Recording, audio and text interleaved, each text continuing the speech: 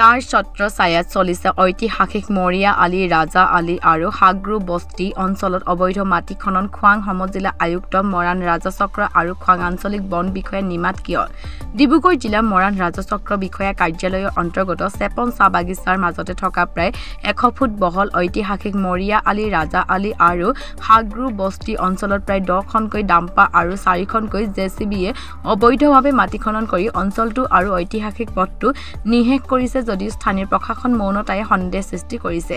সদৌ অসম আদিবাসী ছাত্ৰ সন্থা চমুকৈ আছায়ে জিলা আৰু স্থানীয় প্ৰশাসনক স্মাৰক পত্ৰ আৰু প্ৰতিবাদী কাৰ্যসূচীৰ জৰিয়তে অবৈধ মাটি খনন বন্ধ কৰা দাবী কৰি আহিছে যদিও জিলা আৰু স্থানীয় প্ৰশাসন নিমাত হৈ থকা পৰিলক্ষিত হৈছে, যাৰ সুযোগ লৈ অসাধু মাটি মাফিয়াই মৰাণৰ বিভিন্ন অঞ্চলত অবৈধ মাটি খনন কৰি দ খাৱৈ সৃষ্টি কৰিছে, য'ত পৰি বিভিন্ন সময় মানুহৰ লগতে জীৱ-জন্তুৰ মৃত্যুমুখত পৰিবলগীয়া হৈছে।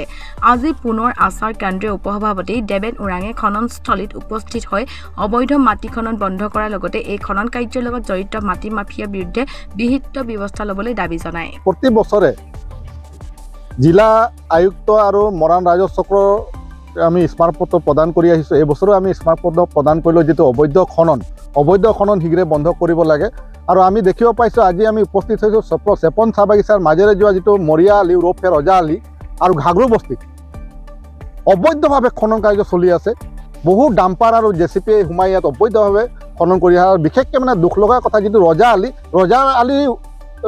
ৰজা আলীয়ে খান্দি দিছে, মানে 120 ফুট থাকিব লাগে, সেই ৰজা আলীয়ে খনন কাৰ্য চলাই আছে।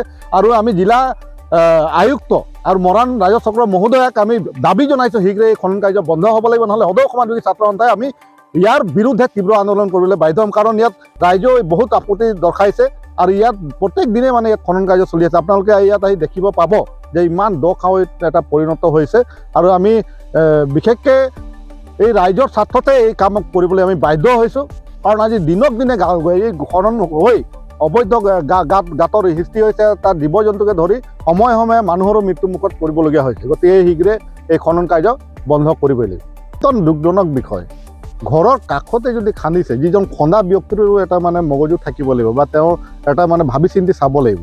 সেই মানুহখিনি দুখীয়া দৰিদ্ৰ মানুহখিনি টকা পইচা দি তেওঁলোকক ফুচলাই মেলি খনন কাৰ্য চলি আহিছে। গতিকে ইয়াৰ এটা তদন্ত হ'ব লাগিব আৰু যিবিলাক ব্যক্তিয়ে এই খনন কাৰ্য চলাইছে তেওঁলোককো কঠোৰ শাস্তি, আইনী শাস্তি প্ৰদান কৰিব লাগিব। আমাৰ যিটো খোৱাং আঞ্চলিক বন বিষয়া যিটো বৰগোহাঁই কোনো কামৰ মানুহ নহয়, তেখেত অকল গা এৰা মন্তব্য প্ৰদান কৰে আৰু কয় যে আমাৰ গাড়ী নাই, এইটো নাই, আমি গাড়ী ধৰিব নোৱাৰোঁ, এনেকুৱা ধৰণৰ মন্তব্য প্ৰদান কৰিছে। গতিকে আমি ৰাজচক্ৰ বিষয়া আৰু আয়ুক্তক যিটো জিলা আয়ুক্তক অনুৰোধ জনাইছোঁ, এই বিষয়াগৰাকীক ইয়াৰ পৰা শীঘ্ৰে মানে বদলি কৰিব লাগে আৰু ইয়াৰ ঠাইত এজন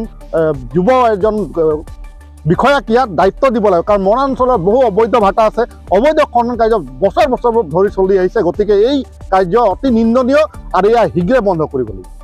জেগাটো এইটো আমি হাগ্ৰু বস্তি সেইটো হয়, এইটো 7 নম্বৰ বাগান বুলি কয়। মানে তেতিয়া হাগ্ৰু বস্তিয়ে দি দিছোঁ। চাৰিওফালে গাঁত খান্দি দিছে, পুখুৰী, সৰু সৰু ল'ৰা পোৱালি আছে, পৰি গ'লে আজি কি হ'ব? এইবোৰ মানুহ কেইটকা পইচাৰ কাৰণে ঘৰ ওচৰতো মানুহ নাচায়। আমি ইমান আপত্তি কৰিলোঁ, গাঁওবুঢ়াক চবকে আপত্তি কৰিলোঁ, কিন্তু কোনো আমাৰ কথা নুশুনিলে। গাঁত খান্দি দিলে কেইটকা পইচাৰ কাৰণে। কালি যদি আমাৰ ল'ৰা পোৱালি পৰি যাব তেতিয়া কি হ'ব? কোনে ৰিস্ক ল'ব? এই কেইটকা পইচাৰ কাৰণে মানুহবোৰ মাটিটো বিক্ৰী কৰিছে। আমি কিমান যুঁজিলোঁ, কিমান গাঁওবুঢ়াক গৈ পেলাই ক'লোঁ, কোনেও নুশুনে আমাৰ কথা। আমাৰ এডোখৰ মানুহবোৰক কোনো একো নকয়।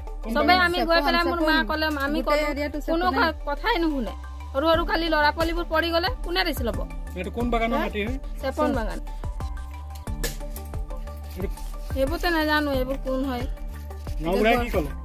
গাঁওবুঢ়াই একোৱে গুৰুত্বই নিদিলে, আমাৰ কথাই নুশুনিলে।